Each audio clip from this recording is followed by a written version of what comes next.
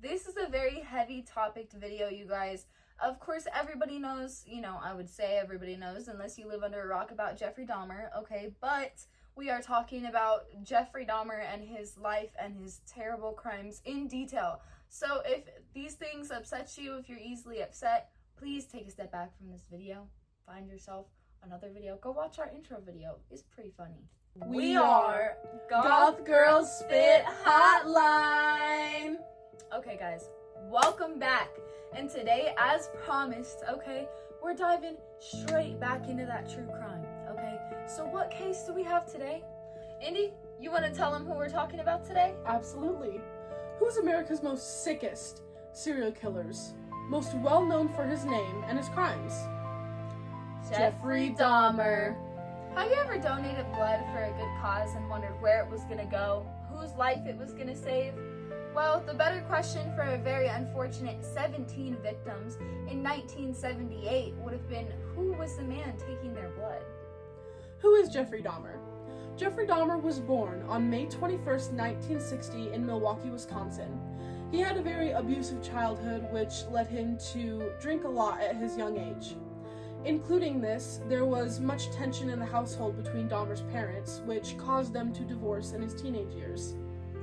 Dahmer's family members, other than just his mom and dad, often described Dahmer as very closed off, very quiet, and apparently it only got worse with age. Jeffrey Dahmer does have a younger brother as well, who's in his intermediate family, David Dahmer, but he decided to live a very private life after the case became publicized due to his own peace and also out of respect for the victims and their families.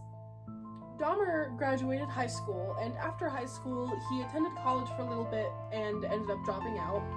He also tried many things to fit in and join the crowd, one of which being joining the army, but he was discharged because of alcohol-related abuse. I would try to do a lot of things to fit in if I was a horrible monster as well. Me too. So let's get a little bit into the unfortunate, okay? Just as we said, he graduated high school in 1978, and his first killing was just after he graduated high school. Unfortunately, his first victim was also in his age range and had just graduated high school. The young man who didn't come home one night and caused his parents to worry was named Stephen Hicks. Stephen Hicks was the first known out of 17 victims of Jeffrey Dahmer. That is insane, 17 victims. The first known out of 17 of Jeffrey Dahmer's terrible crimes was Stephen Hicks. One night when the young man didn't return home on time, his parents noticed something incredibly off. In June 1978, the most unfortunate happened for this young man who was also fresh out of high school. After some back and forth from Dahmer and Stephen eventually agreed to go back to Dahmer's house for a drink, unfortunately. After some time, after Stephen and Dahmer had a few drinks, Dahmer began to get aggressive and committed SA against Stephen. Unfortunately, Stephen was unalived with a dumbbell, which was one of the things that persuaded Stephen to go to Dahmer's house with him. Dahmer said, I have really nice workout equipment and we can have a few drinks and it'll be a good time. Eventually, Stephen did end up telling Dahmer that he didn't like men in that way, and that's what pursued Dahmer to get aggressive. Let it be known that Stephen's mother and father continued looking for him, and eventually Dahmer admitted to the murder, but his remains were only found a decade after the murder. Stephen's father specifically wanted it to be on record and stated that Stephen was a very loving, caring young man who had a lot of friends and had a very big social circle. His father said, quote, he cried on a hunting trip after shooting a rabbit, end quote. His father was very ensuring about putting out how compassionate Stephen was and that he had no place to deserve this. None of his victims did. Dahmer is a crazy bitch. Stephen Hicks was a very fun, loving, easygoing young man who had a very unfortunate ending. And we want to say our condolences to all of the victims and their families who experienced these terrible crimes. Absolutely, especially because some of their families are still alive to this day. In fact, one of the victims that we speak about today, because we only speak about 3, one of these victims, his father, only died about 5 years ago. Jeffrey Dahmer attempted to stay kind of low profile for about 10 years until he crossed paths with a man named Stephen Tuomi. Stephen Tuomi was a 24-year-old short order cook. Unfortunately, Jeffrey Dahmer took Stephen back to a hotel room. It's not 100% clear on how Dahmer met Stephen, because whenever the confessions came out through Dahmer, he confessed to the killing of Stephen Tuomi, but said that due to his mental state, he didn't remember many of the details. What happened in Dahmer's hotel room was nothing short of a disgusting, grueling horror story. Dahmer claims he had blacked out and had actually planned on unconsensually putting Tuomi under the influence of certain substances. Dahmer had claimed that he had absolutely no recollection of the scene before him when he woke up. Unfortunately, Stephen had ended up being unalived by Dahmer and was bludgeoned to death. As we know, Dahmer had absolutely no respect for any of his victims, but in this case, his second victim, Stephen Tuomi, he put his remains into a suitcase that he ended up taking to his grandmother's house and left in the basement until he returned to dismember Stephen. Dahmer took the remains of this suitcase that he had in his grandmother's basement and eventually threw it in the trash can like a fucking nasty monster that he is. And then eventually, as time went on, he started to, unfortunately, carry out more of his sick beginnings. My next topic that I want to bring up is that Jeffrey Dahmer had walked into a department store one day and saw this mannequin, decided to take it home to his grandparents' house, and proceed to have sexual relations with this mannequin. I want to give credit to the Netflix documentary Dahmer that stars Evan Peters, and just as a little thing, I want to address the things that were going on a few years ago about the, oh my god, Jeffrey Dahmer's so hot. No, Evan Peters is attractive, not Jeffrey Dahmer, so that is not an okay thing to say about Jeffrey Dahmer. Also, to make it clear, the women who were sending Jeffrey Dahmer letters while he was in prison, telling him how much they admired him and how amazing he was, you are disgusting, and you are just as disgusting as Jeffrey Dahmer himself. And we truly believe that. Absolutely. And again, extreme condolences to all of the victims' families.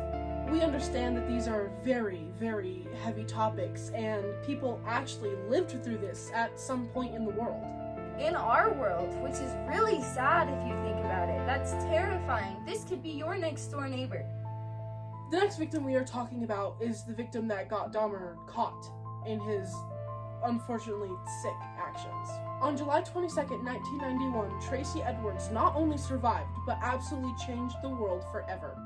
When Edwards met Dahmer, this time Dahmer, instead of offering other things like he usually did, maybe a workout session, maybe just a drink, maybe to go out, this time Dahmer wanted to watch a horror movie, specifically The Exorcist, and he invited Edwards over to watch this movie and for a drink. Edwards unfortunately agreed and went to his apartment. When Dahmer met Tracy in the nightclub, he also mentioned that he does boudoir photo shoots, specifically of gay men. And that was another thing that he tried to offer up. Yeah, to get Tracy to come back to his apartment. This was unfortunately Jeffrey Dahmer's very sick routine of leading people to his home. Now that he had Tracy Edwards in his home, Tracy Edwards said that he became increasingly uncomfortable just based on the scene. He made a claim that Jeffrey Dahmer's behavior and attitude immediately changed towards him, and he became very quiet and isolated. Dahmer then proceeded to lead Edwards into his bedroom where they put on the horror movie. And as they were on the bed, Dahmer laid his head on Edwards' chest, chanting along with the cultist horror movie, and then threatened Edwards by saying he was going to kill him with a butcher knife and then eat his heart. Edwards did everything he could to talk Dahmer down, and this went on for 4 entire hours before he was able to physically subdue Dahmer and bolt out of the house. Once outside, Tracy Edwards flagged down a police car immediately with absolutely all of his strength, told them what had happened, said that Dahmer had tried to kill him, and led the police to Dahmer's apartment. Inside was nothing short of anyone's worst nightmare. Police were able to identify and recover body parts of 11 men inside of Dahmer's apartment, and these bodies were stored in fridges and freezers and barrels. Tracy Edwards told the police, quote, "He underestimated me. God sent me there to deal with the situation," end quote. Neighbors had constantly complained about the horrific smell coming from Dahmer's apartment to the building managers, the police, family, friends, and none of it was taken seriously until his arrest, including his female neighbor living right next to him. I also want to mention his female neighbor who lived next to him she made police reports close to every week about the smell coming from Dahmer's apartment. Not only did she report about the smell, but she was reporting about noises of violence, sounds of domestic, and the police did not take her seriously. You have to remember this is back a little older, and these people of color were not taken as seriously, and that's a serious problem. Jeffrey Dahmer attempted to plead that he was insane, but the courts denied it. Coming to his arrest, he was served with 15 life sentences, as that dirty monster deserves, okay? And thankfully, Jeffrey Dahmer was unalived by another inmate at his prison, November 28th, 1994. And let it be known that the documentary did get this wrong. He was unalived with a bar from a dumbbell, not with a mop stick. We only talked about 3 of Dahmer's victims today, including his first 2 victims and the last, who was a survivor who got Dahmer caught. Out of respect for the victims and all of their families, here's a list of the name of the victims that Dahmer committed hate crimes to, in case you want to go look at them, pay your respects, give their families your condolences. Here's the list of their names. The first victim that we talked about today was the hitchhiker Stephen Hicks. The second victim that we talked about today was Stephen Tuomi.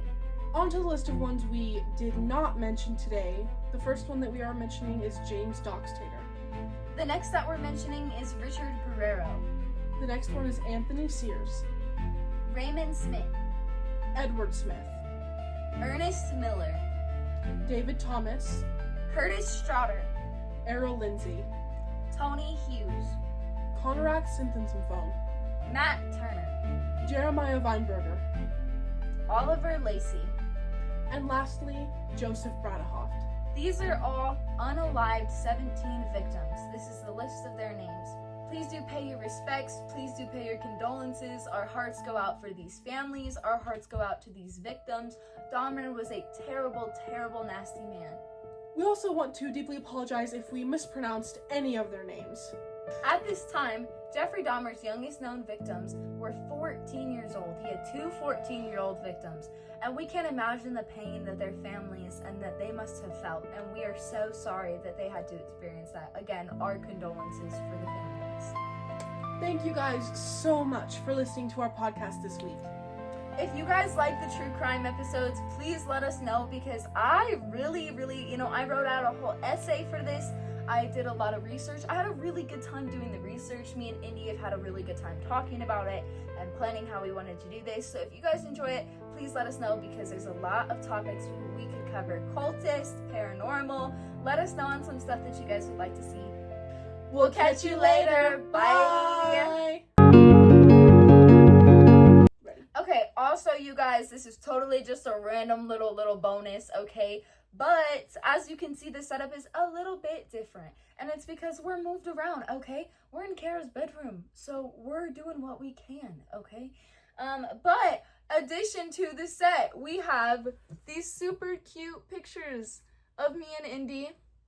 And this beautiful one of Kara. Oh, thank you. And yeah, so hopefully we're gonna add more to this set soon, you guys. I myself have a few projects that I'm working on. I'm working on renovating a camper. I'm working on getting a moped running again. I have a few projects that I've been working on. So hopefully those things come to fruition and me and Indy can start buying more things for the podcast. But this was just a little bonus. So like we said, we love you guys. Bye. Bye.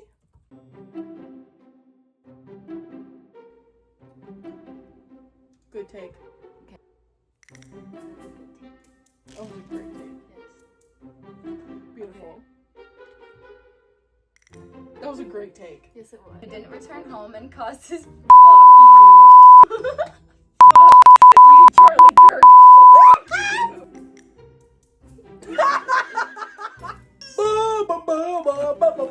I saw that side-eye hoe, by the way. All I'm thinking about now is love making. Me too, bro. He placed the rest of the trash can because he dismembered that too. I want Oreos. Oh my god, me too. Golden Oreos. Oh, So good right and now. oh my god, golden Oreos and some strawberry milk. Fruity. Oh, perfect. Or a broomstick. Whatever, same shit. Wooden pole.